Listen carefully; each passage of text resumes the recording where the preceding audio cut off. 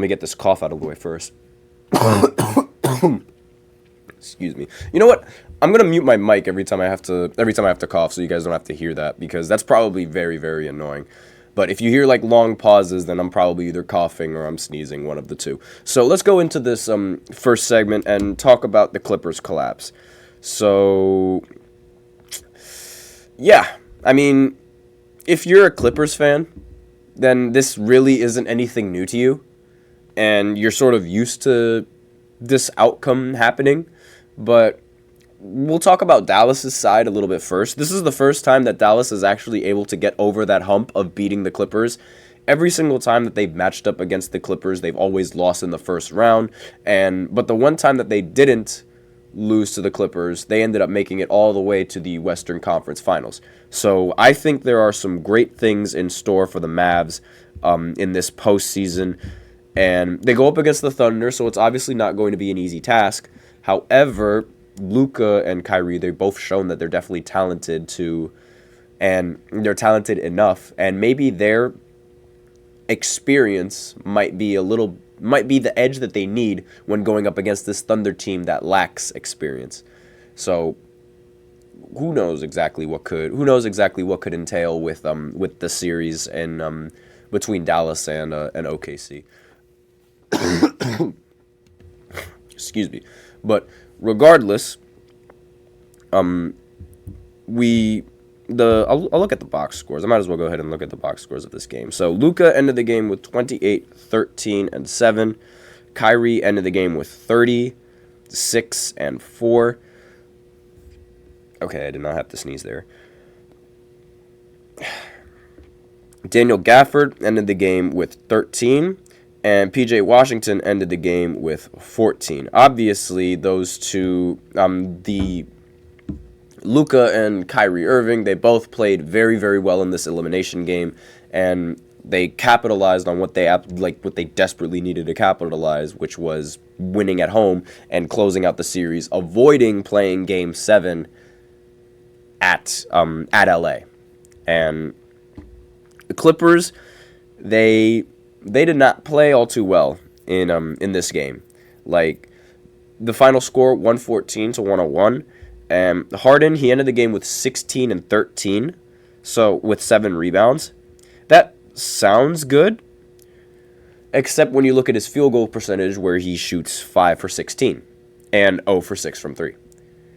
And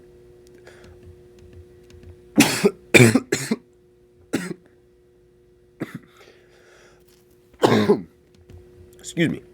But yeah, so 5 for 16 from the field. Obviously, that's really, really bad. And Paul George in this game, he had 18 points, but also was really bad shooting from the field. 6 for 18 from the field, and 2 for 10 from 3. Terrence Mann ended the game with 14 points.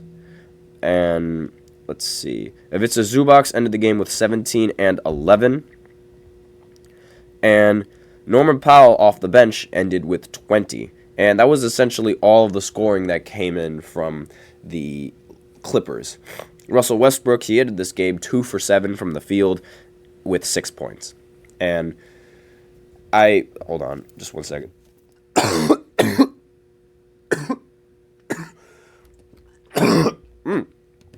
Jeez, this is not looking good for me. But regardless, this Clippers team, or the Clippers as a whole, like the franchise, I don't know what it is, but they just cannot get over these. They cannot get over the stipulation that they have. Like they have to be cursed. There's no other explanation that I have other than that, because it happens every single time to the Clippers. Every single time it happens to them. And they get better and better, and when you think they finally can do it, they don't. And it's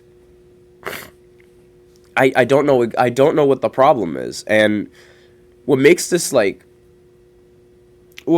even worse is like how much they were hyped up in the regular season at one point. Like they were the favorites to match up against the Boston Celtics right before they had their little losing streak towards the end of the regular season. And this Clippers team was hyped up to be like a really, really good team. Obviously, the fact that they didn't have Kawhi in this series might have changed the outcome a little bit. But the fact that they haven't had Kawhi or Paul George in a healthy playoff series since 2020 is very, very disappointing. Now, call it bad luck or call it call it bad luck, call it Kawhi Leonard load managing. I mean, I don't really think you could call it anything other than bad luck at this point, because these injuries, like that's just bad luck, and they always happen either during the postseason or right before the postseason for this Clippers. So far, like given their recent history, given their recent history in the Paul George and the Kawhi Leonard era. Again, not looking good for me right now. And Jesus Christ, it's getting worse.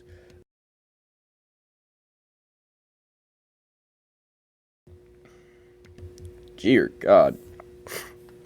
But regardless, this Clippers team, it's full of, not only is it's full of regular season players. Like Paul George, I'm sorry, like I know there's a lot of Paul George fans, but lately he's been a regular season player.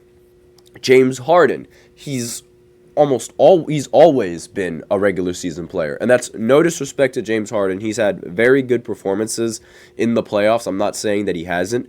However, every single postseason, his numbers drop. It's every single postseason. And every single postseason, he'll have a game like this. Or he'll have a game like how he had in Game 5. It happens every single time. Every single time with James Harden. And it also happens, like, quite recently, actually, it also happens every single time with Russell Westbrook. And I don't think Russell Westbrook helps this Clippers team as much as the Clippers fans say that he helps them. Like, sure, Russell Westbrook, he does everything else. He's like that Josh Hart for the Clippers, where he'll do all sorts of the dirty work. But the difference is that Josh Hart can somewhat score the basket, like, rather efficiently. And obviously, he'll have his games where he's not shooting very well, but more often than not, he'll give you a consistent, 15 or 16 points on pretty decent efficiency, like really good efficiency. Meanwhile, we have Russ, who I can't even say that he was shooting tour dates, because he took so many shots that's not even a date on the calendar. But I saw a graphic where it showed Russell Westbrook was shooting 4 for 36 from the field after Game 1. That is really, really, really bad. Horrible. And it does not help the team in the slightest, because those shots that you're missing is just another possession that you're giving the Dallas Mavericks to score. And it's really I don't know how this happens to the Clippers every single time, but it's every single season. I cannot stress that enough, how often this happens, all the time. And how are they going to...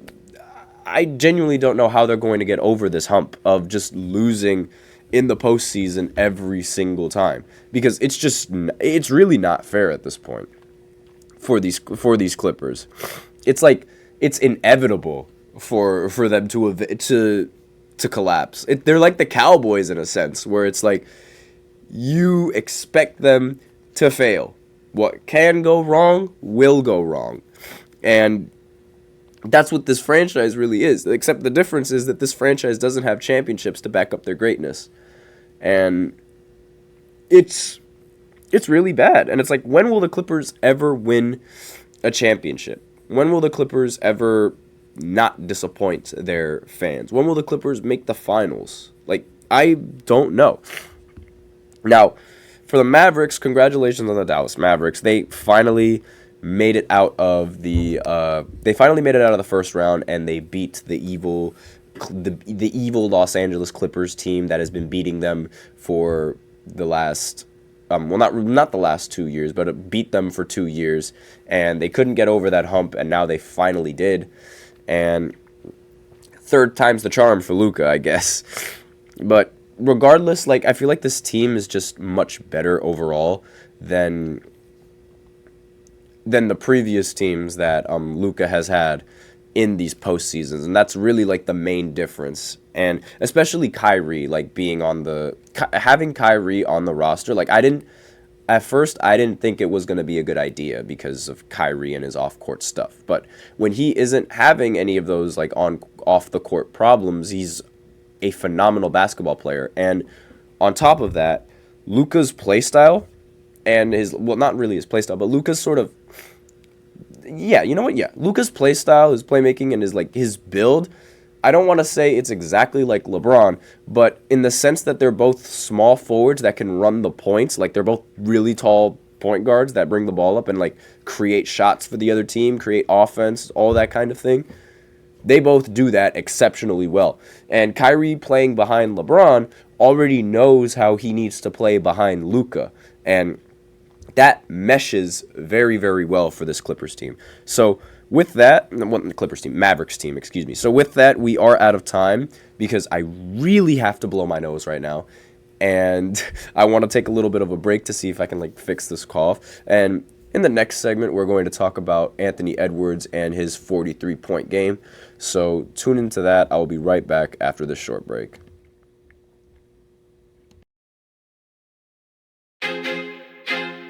I feel like I'm losing my mind. Is everybody in the world blind? Please, Lord, give me a sign, a sign. I feel like I'm losing my mind. Is everybody in the world blind? Please, Lord, give me a sign, a sign. I wanna be the greatest. Everybody on the fake shit. I look around and feel like everybody is the fakest. I make this every day and I'm impatient, hoping one day I blow up from the basement. Statement, the top is so vacant. I don't hear shit that I think is amazing. Waiting for my day when I'm playing sold out shows for 1,000 faces. Hey, give me that crown, get in my way and to be put down. It ain't your place, all this my town. If I want that shit, then I'll get it right now. I'm losing it, the noose it fits, some losing shit, a stupid myth. You choose to live or choose to dip, you choose to fight or lose your grip and lose a gift. I feel like I'm losing my mind. Is everybody in the world blind? Please, Lord, give me a sign, a sign. I feel like I'm losing my mind. Is everybody in the